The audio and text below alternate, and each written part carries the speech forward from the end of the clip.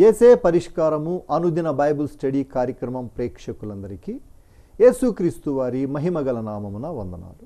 ప్రభువునందు ప్రియ దేవుని బిడ్డలారా, నేటి దినము బైబిల్ స్టడీలోని వాక్య ధ్యానమును యెషయా గ్రంథము నుండి ధ్యానం చేసుకుందాం. మీరందరూ సిద్ధపడి ఉంటే రైట్ రెవరెండ్ డాక్టర్ కారుపాటి శ్యాన్సాగర్ గారు ప్రార్థన చేసి ఈ దినపు వాక్య పరిచర్య చేస్తారు. ప్రభువునందు ప్రియ దేవుని బిడ్డలారా, నేటి వాక్య ధ్యానం కొరకు సహకారాన్ని ఇస్తున్న కుటుంబం కామవరపుకోట వీరిశెట్టిగూడెం వాస్తవ్యులు దొడ్డిగర్ల సువర్ణరావు రజనీ దంపతులు, కుమారులు శోభన్ బాబు రాజశేఖర్, కోడలు నవ్య గారు, మనుములు రంజిత్ బాబు రాహుల్ బాబు సహకారాన్ని ఇస్తున్నారు. గత దినం కూడా ఈ కుటుంబం సహకారాన్ని ఇచ్చారు. ఈ కుటుంబం నిన్న నేడు సహకారం ఇచ్చినందుకు ప్రభు వీరిని దీవించాలని ప్రార్థిస్తున్నాను. వీరికి ప్రత్యేక కృతజ్ఞతలు ప్రభు పేరిట తెలియజేస్తున్నాను. సువర్ణరావు గారు రజనీ గారికి ధన్యవాదాలు. ప్రార్థన చేసుకుని వాక్య ధ్యానం ప్రారంభించుకుందాం. మమ్మలను మిక్కిలుగా ప్రేమిస్తోన్న మా ప్రియ తండ్రి, మీకు వందనాలు, స్తోత్రాలు. దొడ్డిగర్ల సువర్ణరావు గారు రజనీ గారు నిన్న ఈ దినం ఇచ్చిన సహకారాన్ని బట్టి స్తుతులు చెల్లిస్తున్నాము. ఈ కుటుంబాన్ని దీవించండి. కుమారులను, కోడలను, మనుమలను ఆశీర్వదించండి. నేటి వాక్య ధ్యానం మాకు దీవెనకరంగా ఇవ్వండి. బలహీనంగా ఉన్న మీ దాసుని బలపరచండి. యేసు నామమున వేడుతున్నాము తండ్రి, ఆమెన్.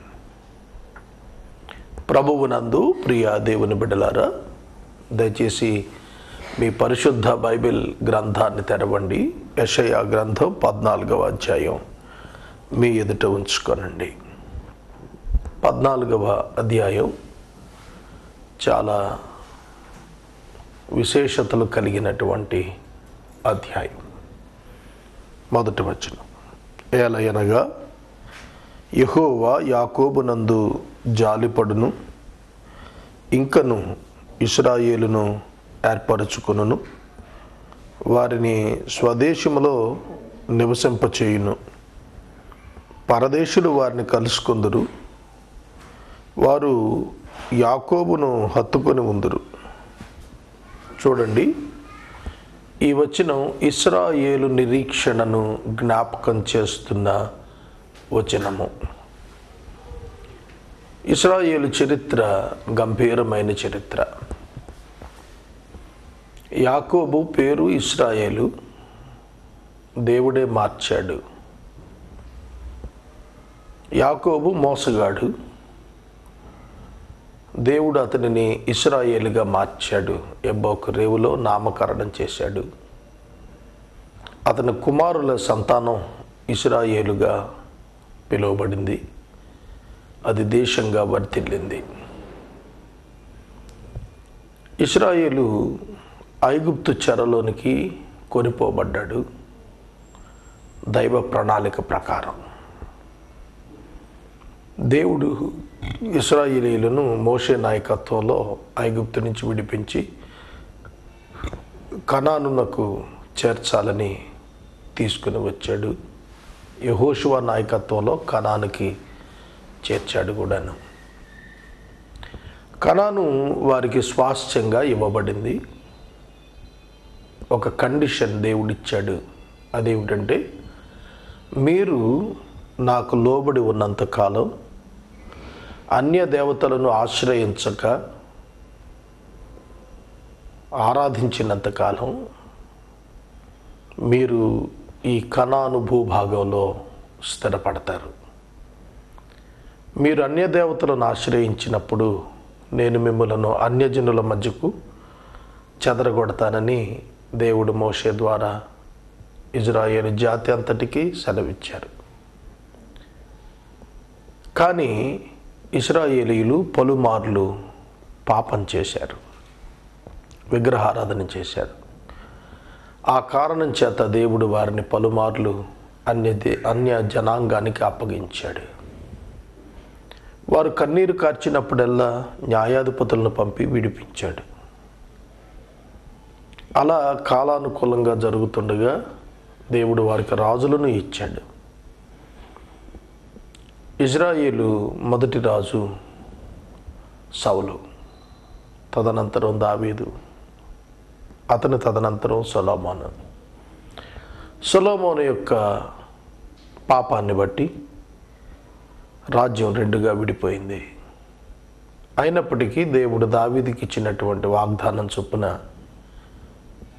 యోధా పైన సింహాసనం దావీదు గోత్రానికే ఉంచి సొలొమోను దాసుడైన యెరోబాముకు అతిపెద్ద గుంపుగా ఉన్న 10 గోత్రాలను ఉత్తర రాజ్యంగా ఇజ్రాయేలు అనే పేరిట వారికి అప్పగించాడు. 19 మంది రాజులు, చెడ్డ రాజులు పరిపాలించారు. వారు చాలా పాపం చేశారు. ప్రజలు పాపం చేయటానికి కారకులయ్యారు. క్రీస్తు పూర్వం 722లో అష్షూరుకు వారు చెరగా కొనిపోబడ్డారు. యోధా వారిని 20 మంది రాజులు పరిపాలించారు. 12 మంది మంచివారు, 8 మంది చెడ్డవారు. ప్రజలు పాపం చేయటం విస్తరించినప్పుడు దేవుడు ప్రవచనం చెప్పి మరి బబులోనుకు వారిని చెరకు పంపిస్తా అన్నాడు. యెషయా ప్రవచనాలు చెబుతున్న కాలానికి ఇంకా బబులోనుకు యోధా వారి చెరకు వెళ్ళలేదు. ప్రవక్త ద్వారా దేవుడు మాట్లాడిన మాటలు భవిష్యత్తును సూచిస్తూ ఆయన ప్రేమను, ప్రణాళికను తన ప్రజల పట్ల తెలియచేశాయి. వారు బబులోనుకు చెరకు వెళ్ళినప్పటికీ దేవుడు వారిని జ్ఞాపకం చేసుకుంటాడని చెప్పబడింది. అక్కడతో ఆగిపోలేదు. ఇశ్రాయేలు యొక్క కాల గమనం, టైం టేబుల్ కాలక్రమేణా మనం చూస్తే చాలా ఆశ్చర్యంగా ఉంటుంది. 2000 సంవత్సరాల క్రితం యేసుక్రీస్తు ప్రభు వచ్చారు. ఆయనను ఇశ్రాయేలీయులు తిరస్కరించారు. ఆయనను తిరస్కరించిన కారణంగా ఇశ్రాయేలు రాజ్యం కూలిపోయింది. క్రీస్తు శకం 70వ సంవత్సరంలో టైటస్ అనే రోమన్ గవర్నర్ ఇశ్రాయేల్ని చెదరగొట్టాడు. కానీ లేఖనాలు ఏం చెబుతున్నాయంటే restoration of Israel is needed. ఇశ్రాయేలు తిరిగి సమకూర్చబడటం అత్యవసరం. 1948వ సంవత్సరంలో ఇశ్రాయేలు రాజ్యం ఏర్పడింది. 1880 సంవత్సరాలు ప్రపంచం అంతా చెదిరిపోయిన యూదులు రాజ్యం లేకుండా ఉన్నారు. ప్రపంచ చరిత్రలో ప్రపంచ పటంలో ఇశ్రాయేలు రాజ్యం కనపడలేదు. దేవుడు ఉన్నాడు అంటానికి రుజువు ఇశ్రాయేలు ఉనికి అన్నాడు ఒక భక్తుడు. వాగ్దానాలు ఎప్పటివి? క్రీస్తు పూర్వం 2000 సంవత్సరాలప్పుడు అబ్రహాము, క్రీస్తు పూర్వం 1000 సంవత్సరాలప్పుడు దావీదు, క్రీస్తు శకం 1948లో ఈ జాతి కొనసాగింది, రాజ్యంగా ఏర్పడింది. ఇప్పుడు ప్రపంచంలో విశేషమైన జాతి ఇశ్రాయేలు జాతి. వాళ్ళు తిరిగి సమకూర్చబడ్డారు. మరో విశేషం ఉంది. ప్రభువారు ఆకాశ మధ్యమానికి దిగి వచ్చినప్పుడు భూమి మీద ఉన్న సంఘం ఎత్తబడుతుంది. 7 సంవత్సరాలు భూమి మీద మహాశ్రమలు అంత్యక్రీస్తు పరిపాలనలో ఉంటాయి. ఆ పరిపాలనలో మొదటి 3.5 సంవత్సరాలు యూదులు మోసపుచ్చబడిన వారై అంత్యక్రీస్తును మెస్సియాగా అంగీకరిస్తారు. అతడు ఫాల్స్ ప్రొఫెట్ అని దానియేలు గ్రంథంలో ఉన్న లేఖనం నెరవేర్పు. పరిశుద్ధ స్థలంలో అపవిత్రమైన బలిని నిలిపినందున వారు తెలుసుకుంటారు. ఆ తర్వాత వారు ప్రాణత్యాగం చేస్తారు. ఆ తదుపరి ప్రభువు వారిని జ్ఞాపకం చేసుకొని మరలా భూమి మీదకి ఆయన 2వ మారు తిరిగి వచ్చినప్పుడు 7 ఏండ్ల శ్రమ కాలం అనంతరం ఆకాశ మధ్యమాన ఉన్న ప్రభు పరిశుద్ధులతో కూడా యెరూషలేమునకు దిగి వచ్చినప్పుడు తిరిగి ఇశ్రాయేలును జ్ఞాపకం చేసుకుంటాడు. ఇశ్రాయేలు ఏలుట ప్రారంభిస్తారు.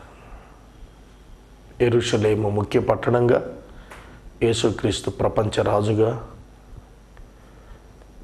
పరిపాలన ప్రారంభమైనప్పుడు అబ్రహామునకు వాగ్దానం చేయబడిన కనాను భూభాగం ఇశ్రాయేలు జాతి అంతటికి పంచబడుతుంది యేసుక్రీస్తు వారి చేత. ఇది సమూలంగా ఇశ్రాయేలీయుల యొక్క నిరీక్షణ కొరకు బైబిల్ చెబుతున్నటువంటి ఆధారాలు. ఇది మీకు అర్థమైతేనే ఈ వచనం అర్థమవుతుంది. ఏలయనగా యాకోబు నందు యెహోవా జాలిపడును, తండ్రి తన కుమారుని పట్ల జాలిపడినట్లు యెహోవా మీ పట్ల జాలిపడును అని వాక్యం సెలవిస్తోంది. For the Lord will have compassion on Jacob and will again choose Israel.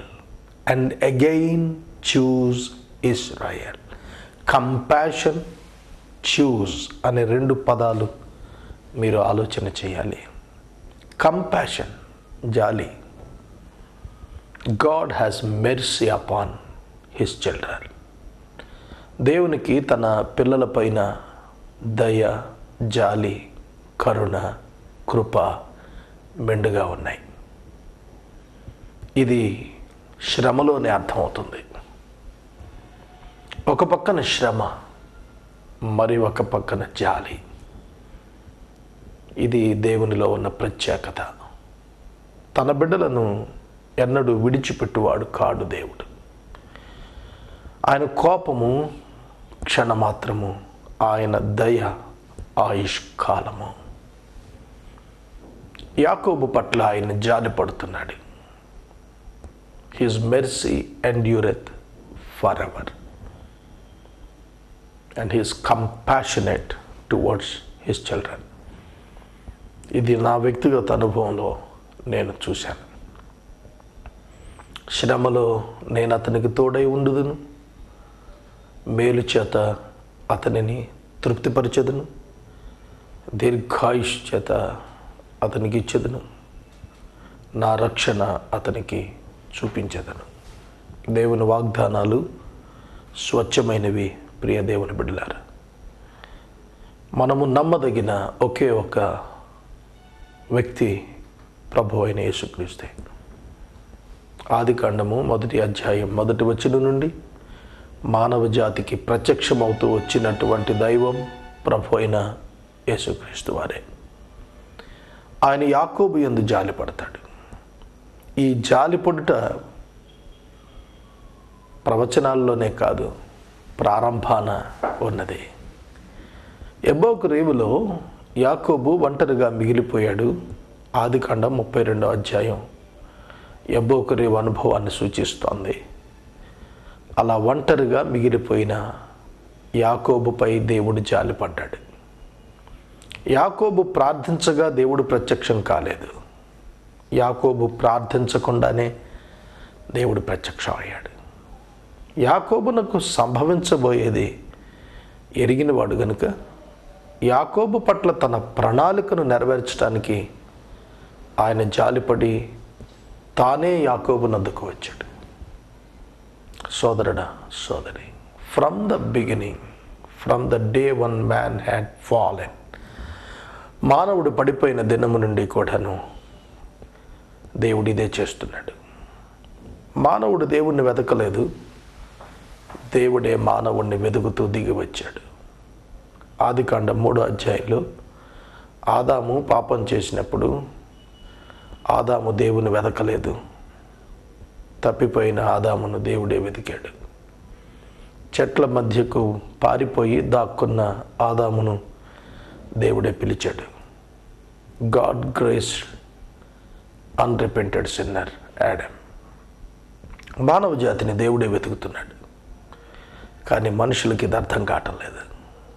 మనుషులు దేవుణ్ణి వెతుక్కుంటున్నారు, మతాలు ఏర్పరచుకుంటున్నారు. దేవుడు మానవులను వెతికి ఏర్పరిచిన మార్గాన్ని మానవులు గుర్తెరగలేకపోతున్నారు. ఇది నేటి విచారకరమైన పరిస్థితి. మొదటి వచనంలో ఏమంటున్నాడు? యెహోవా యాకోబు యందు జాలిపడును, ఇంకను ఇశ్రాయేలును ఏర్పరచుకును. ఇంకను again and again and again, again and again and again, ఇంకా ఇంకా ఇంకా. మనం విసిగించిన కొలది, మనం తిరస్కరించిన కొలది, మనము ప్రేమించకపోయిన కొలది, మనము ఎదురు తిరిగిన కొలది, the love of God, the agape love of God is searching for us. నా జీవితంలో నేను చూశాను, నేను ప్రభువుకు వ్యతిరేకంగా వెళ్ళిన కొలది ఆయన తన కృపను విస్తరింపచేశాడు. రోమాపత్రిక 5వ అధ్యాయం చివరి వచనం ఏం చెబుతుంది? పాపము ఎక్కడ విస్తరించినో మరి అక్కడ కృప అపరిమితముగా విస్తరించెను. God has compassionate towards us. మన పక్షంగా దేవుడు జాలి కలిగిన వాడు. వారిని స్వదేశములో నివసింపచేయును, పరదేశులు వారిని కలుసుకుందరు. పరదేశులు వారిని కలుసుకుందరు, స్వదేశములో వారిని నివసింపచేయును. స్వదేశము అండర్లైన్ చేసుకోండి, స్వదేశము. And will set them in their own land and sojourners will join them and will attach themselves to the house of Jacob. ఈ వచనం అర్థమైందా మీకు? పరదేశులుగా ఉన్న యూదులు స్వదేశానికి తిరిగి వస్తారు. వారిని ఏల వేసి నేను పిలుస్తానంటున్నాడు ప్రభు. తన జనులను ఏల వేసి పిలిచేటువంటి దేవుడు. The people of God will know the voice of God. యోహాను సువార్త 10వ అధ్యాయంలో చెప్పాడు, నా గొర్రెలు నా స్వరము వినును, అవి నన్ను వెంబడించును. స్వదేశము, ఓన్ ల్యాండ్. భూమి మీద మనకు స్వదేశం ఎక్కడిది? ఫిలిప్పీ సంఘానికి పౌలు గారు రాస్తున్నప్పుడు మనము యాత్రికులము, పరదేశులము అన్నాడు. సంఘానికి కనాను వాగ్దానం లేదు. ఇశ్రాయేలు దేశానికే, ఇజ్రాయేలు జనాంగానికే కనాను భూభాగం వాగ్దానం చేయబడింది. సంఘానికి వాగ్దానం చేయబడింది పరలోక రాజ్యం. యోహాను 14లో చెప్పాడు, మీ కొరకు స్థలం సిద్ధపరచడానికి వెళ్తున్నాను అన్నాడు. సంఘము వేరు, ఇశ్రాయేలు సమాజము పాత నిబంధనలోనిది వేరు. పాత నిబంధనలో ఉన్న ఇశ్రాయేలు సమాజానికి నెరవేర్చబడవలసిన వాగ్దానాలు భూమి మీద చాలా ఉన్నాయి. అవి క్రీస్తు వారి యొక్క 1000 ఏండ్ల పరిపాలనలో ఆయన నెరవేర్చి తీరుతాడు. సంఘం అయితే ప్రభువుతో ఉంటుంది. ప్రకటన 21లో చెబుతున్నాడు, అలంకరించబడిన పెండ్లి కుమార్తె వలె దిగి వస్తున్నటువంటి వధువు సంఘాన్ని చూశానన్నాడు యోహాను. కనుక ఇశ్రాయేలుకు నిరీక్షణ ఉన్నది. దేవుడు ఇశ్రాయేలీలను విడిచివేయలేదు, విడిచిపెట్టలేదు. రోమాపత్రిక 11వ అధ్యాయంలో పౌలు గారు మాట్లాడుతున్నప్పుడు, సహజమైన ఒలీవ ఇశ్రాయేలు అవిధేయత చేత కొట్టివేయబడింది, అడవి ఒలీవ సంఘం అంటుగట్టబడింది. అది విరిచివేయబడుటయే సంఘానికి అంత మేలైతే, అది అంటుగట్టబడుట, అది సహజ స్థితికి రావటం సంఘానికి మరింత మేలు కదా అన్నాడు పౌలు గారు. ఇశ్రాయేలు అవిధేయత చేత విడువబడింది, విరిచివేయబడింది. అందుకే సంఘానికి కృప దొరికింది. ఇశ్రాయేలీల అవిధేయత అన్యజనాంగానికి రక్షణకు మార్గము ఏర్పడుటకు కారణమైందని పౌలు గారు చెప్పాడు. రోమాపత్రిక 2వ అధ్యాయంలో దేవుడు అందరినీ అవిధేయత స్థితిలో మూసివేసి బంధించేశాడు. ఆ కారణం చేత సంఘానికి కృప దొరికింది, అన్యజనులకు కృప దొరికింది. యూదులకు దేవుడు ఒక ప్రత్యేక ప్రణాళిక కలిగి ఉన్నాడు. ఆయన వారిని మర్చిపోడు. ఆయన వారి ప్రజలు, ఆయన బిడ్డలు. వారి పట్ల ఆయన ప్రణాళిక గొప్పగా ఉంటుంది. వారు యాకోబు కుటుంబాన్ని హత్తుకుంటారు. దేశాలు విడిచి వెళ్ళిపోయిన యూదులందరూ మరలా తిరిగి ప్రభువారి యొక్క రాజ్యంలో కలుసుకుంటారు. ఆయన భూమి మీద రాజ్యం చేస్తున్నప్పుడు వారు ప్రభువును హత్తుకుంటారు. ఈయన మాకు వద్దు, సిలువ వేయండి, సిలువ వేయండి అని కేకలు పెట్టినటువంటి ఆ జనాంగం, అదే జనాంగం యొక్క సంతానం ఈయన మా ప్రభువు అని ఆయన్ని హత్తుకుంటారు. This is the wonderful situation. సోదరుడా, సోదరి, దేవుని వాగ్దానాలు ఎంత స్వచ్ఛంగా ఉన్నాయి, ఎంత పరిశుద్ధంగా ఉన్నాయి. వాటి వెనక ప్రేమ ప్రణాళిక ఎంత ఘనంగా ఉంది యెషయా వర్ణిస్తున్నాడు.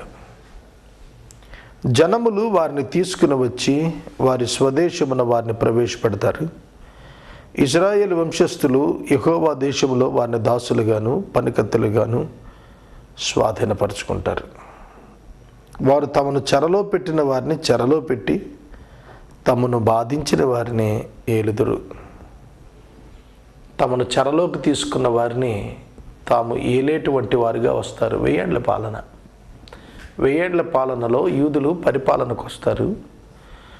లోకంలో ఉన్న అన్ని రాజ్యాలను వాళ్ళు ఏలతారు. ఐగుప్తు ఒకప్పుడు ఇజ్రాయేలీయులను ఏలారు, అషూరు ఏలారు, బబులోనీయులు ఏలారు, ఫిలిస్తీన్లు కొద్ది కాలం ఏలారు, చాలామంది ఏలారు. కానీ వీరందరినీ యూదులు ఏలబోతున్నారు యేసుక్రీస్తు ప్రభు యొక్క పరిపాలనలో. నీ బాధను, నీ ప్రయాసమును, నీ చేత చేయింపబడిన కఠిన దాస్యాన్ని కొట్టివేసి యెహోవా నిన్ను విశ్రమింపచేయు దినమున నీవు బబులోను రాజును గూర్చి అపహాస్యపు గీతం ఎత్తి ఇలాగ పాడతావు. చూడండి, బబులోను కూలిపోబోతోంది అనేది ప్రవచనం. బబులోను గురించి చెప్తాను వినండి. బబులోను చక్రవర్తి నెబోపలాసర్ 610వ సంవత్సరం క్రీస్తు పూర్వం నెబోపలాసరు బబులోను ప్రాంతాన్ని పరిపాలించేవాడు. అతని కుమారుడి పేరు నెబుకద్నెజరు. 601వ సంవత్సరం క్రీస్తు పూర్వం నెబుకద్నెజరు ఇజ్రాయేలు దేశం మీద దండెత్తాడు. దండెత్తినప్పుడు జరిగిన సంఘటన, యూదా దేశం మీద దండెత్తాడు. అదే సందర్భంలో అతని తండ్రి నెబోపలాసరు చనిపోయాడు. వెనక్కి వెళ్ళిపోతూ కొద్ది మందిని చెరలోకి తీసుకెళ్ళాడు. వాళ్ళల్లో దానియేలు ఉన్నాడు. 600 సంవత్సరంలో he return back to Babylon వెళ్ళిపోయాడు. ఆ తర్వాత మరల వచ్చాడు. బబులోను చెరలోనికి తీసుకున్నటువంటి నెబుకద్నెజరు మరియు అతని కుమారుడైన బెల్షజరు ఇద్దరు బబులోను రాజ్యాన్ని బలంగా ఏలారు. కానీ దేవుడు మాదీయుల పరిపాలన తీసుకుని వచ్చి బబులోను రాజ్యాన్ని సమూల నాశనం చేశాడు. ఈ బబులోనీయులు అష్షూరీయులను కూడా జయించి ఇజ్రాయిల్ను కూడా తమ వశానికి తీసుకున్నారు. దేవుడు ఆశ్చర్యంగా మాదీయులను లేవనెత్తాడు. దర్యావేషు వచ్చాడు, బెల్షజర్ను చంపేశాడు. తమను చెరలోకి తీసుకుని తమ పట్టణాన్ని కాల్చేసినటువంటి బబులోను చక్రవర్తి యొక్క రాజ్యం కూలిపోయింది. దానియేలు బబులోను చక్రవర్తి నెబుకద్నెజరుకి చెప్పాడు, రాజా శిరస్సు నీవే, కానీ నీవు తొలగించబడతావు. నీకంటే బలమైనటువంటి రాజ్యం మాదీయ రాజ్యం రాబోతోంది. అవును, ఈ ప్రవచనాలన్నీ కూడా నెరవేరటానికి ప్రభువుకు ప్రణాళిక ఉంది. వాటిని పరిస్థితులు ఏవి జరగక మునుపు 200 సంవత్సరాలకు ముందే ఇంచుమించుగా ఈ విషయాలన్నీ కూడా ప్రభు వారికి సెలవిస్తూ వచ్చాడు, వారికి తెలియచేస్తూ వచ్చాడు. వారిలో విశ్వాసం సడలిపోకూడదు, వారిలో ధైర్యం వీడికిపోకూడదు, వారికి నిరీక్షణ తొలగిపోకూడదు. వారి దేవుడు వారికి ఉన్నాడనేటువంటి విశ్వాసం వారిలో స్థిరపడాలి. అందుకే ప్రవచనాలు. మనకు కూడా అంతే.